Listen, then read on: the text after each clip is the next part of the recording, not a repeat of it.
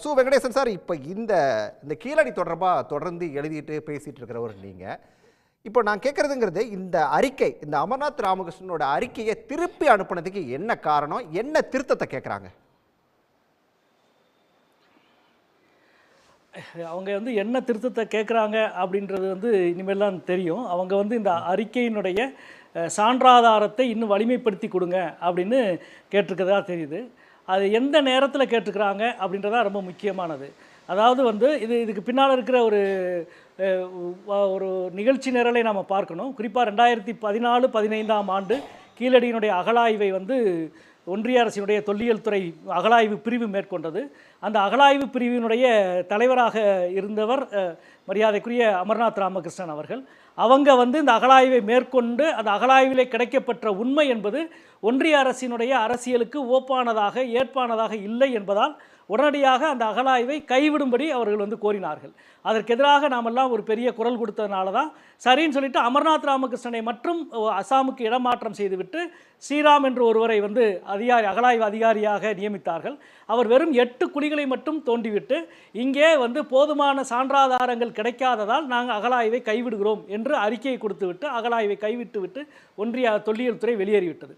அதற்கு பிறகு இன்றைக்கு வரை 10 ஆண்டுகள் வந்து தமிழக அரசு அகழாய்வை மேற்கொள்கிறார்கள்.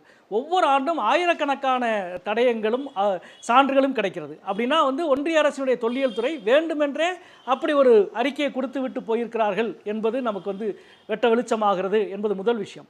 ரெண்டாவது வந்து அகழாய்வு அமர்நாத் ராமகிருஷ்ணன் வந்து இடமாற்றம் செய்யப்பட்ட பிறகு அவர் செய்த அந்த 2 ஆண்டு கால அகழாய்வினுடைய அறிக்கையை அவர்தான் கொடுக்க வேண்டும். ஆனால் அதற்கான சூழலுக்கு எதிராகவே அந்த துறை வந்து முழுமையாக செயல்படுத்தப்பட்டது என்பதை நாம் பார்க்கிறோம். எனவே தான் ஏனென்றால் அவர் அகழாய்விலே கண்டுபிடித்த பொருட்கள் எல்லாம் தொல்லியல் துறையினுடைய பெங்களூர் டிவிஷனில் மைசூரில் இருந்தது. அவர் அசாமில் இடமாற்றம் செய்யப்பட்டார். தான் கண்டுபிடித்த பொருளோடு இணைந்து தான் ஒரு ஆய்வை செய்ய முடியும், ஆய்வினுடைய முடிவை எழுத முடியும். எனவே அதற்காக நீதிமன்றம் வரை அவர் செல்ல வேண்டியிருந்தது. நீதிமன்றம் பல உத்தரவுகளை பிறப்பித்த பின்னணியில் தான் அமர்நாத் ராமகிருஷ்ணன் இறுதியாக அந்த அறிக்கையை எழுதி முடித்தார். அந்த அறிக்கையை வந்து 2023ஆம் ஆண்டு எழுதி முடித்த பின்னணியில் தொல்லியல் துறை வந்து ஒரு ஆய்வாளர் வந்து அறிக்கையை எழுதி முடித்த பிறகு அதை வெளியிடுவது மட்டும்தான் தொல்லியல் துறையினுடைய ஒரே வேலை. ஏனென்றால் அந்த ஆய்வை நடத்தியது தொல்லியல் துறை, தொல்லியல் துறையின் சார்பில் நடத்தியது அமர்நாத் ராமகிருஷ்ணன். இது ஒன்றும் பல்கலைக்கழக ஆய்வல்ல, வேறொருவர் பார்வையிட்டு அதெல்லாம் வந்து திருத்துவதற்கு. அகழாய்வுத்துறை தன்னுடைய துறையின் சார்பாக ஆய்வு மேற்கொண்டு கொடுக்கப்பட்ட அறிக்கையை வெளியிடவில்லை.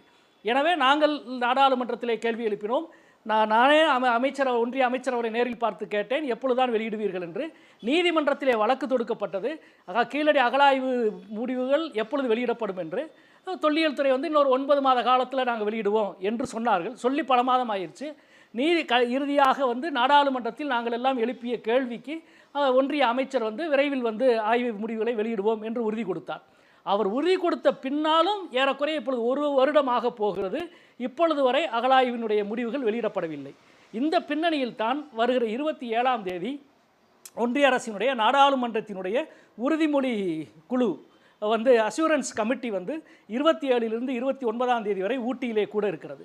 அப்படி அங்கே கூட இருக்கிற உறுதிமொழி குழு, நாடாளுமன்ற உறுதிமொழி குழுவில் தொல்லியல் துறையினுடைய அதிகாரி வந்து உட்கார்ந்து பதில் சொல்ல வேண்டும்.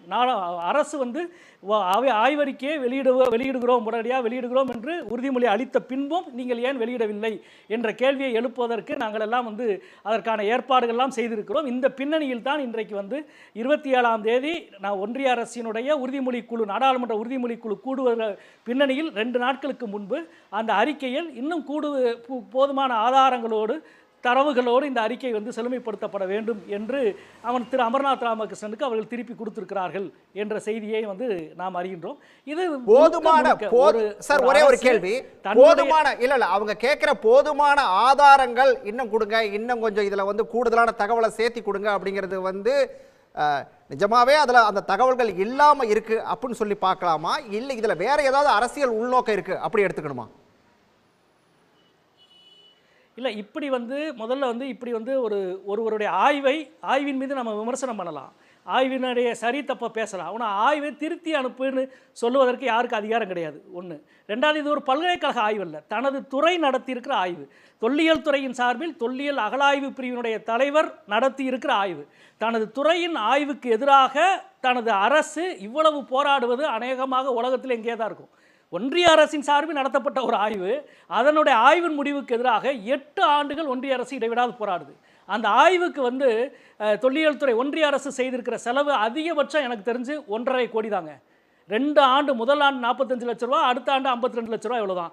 வெறும் 1.5 கோடிக்கு செலவு செய்து நடத்திய ஆய்வுக்கு எதிராக 8 ஆண்டுகள் இடைவிடாமல் பல கோடி ரூபாய் செலவழித்து ஒன்றிய அரசு இயங்கிக் கொண்டே இருக்கிறது.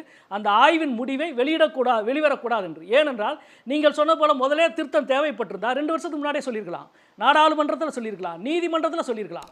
எதுவுமே சொல்லாமல் இப்போ கடைசி நேரத்தில் உறுதிமொழி குழுவுக்கு முன்னால் போய் உட்கார வேண்டிய கடைசி நேரத்தில் இவர்கள் இப்படி சொல்வதற்கு காரணம் வெளிப்படையானதான். முதல்ல இருந்தே இவருடைய நோக்கம் ஒன்றாக தான் இருந்தது.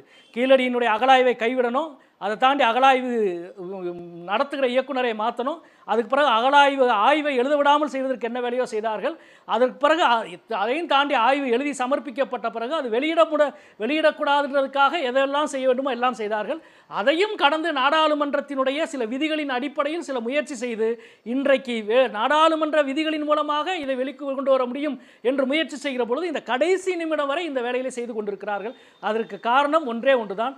கீழடியினுடைய உண்மை என்பது பாஜகவினுடைய இந்துத்துவா கோட்பாடு சொல்லுகிற அவருடைய அரசியல் நேரேஷனுக்கு, அவர்களுடைய அரசியல் வழியாக அவர்கள் இந்தியாவினுடைய பண்பாடு என்பது வேத பண்பாடு தான், இங்கே இருந்தது வேத நாகரீகம் தான் என்ற கருத்துக்கு நேர் எதிரானது கீழடியினுடைய கருத்து. வேத காலத்திற்கு முன்பே இங்கு ஒரு செழித்த நாகரீகம், செழிப்புற்ற நாகரீகம் இருந்தது, தென்னிந்தியாவில், தமிழ்நாட்டில், வைகை கரையில் இருந்தது என்ற வரலாற்று உண்மையை ஏற்க மறுப்பதனுடைய விளைவாகத்தான் இவ்வளவையும் அவர்கள் செய்து கொண்டிருக்கிறார்கள் என்று நான் நினைக்கிறேன்.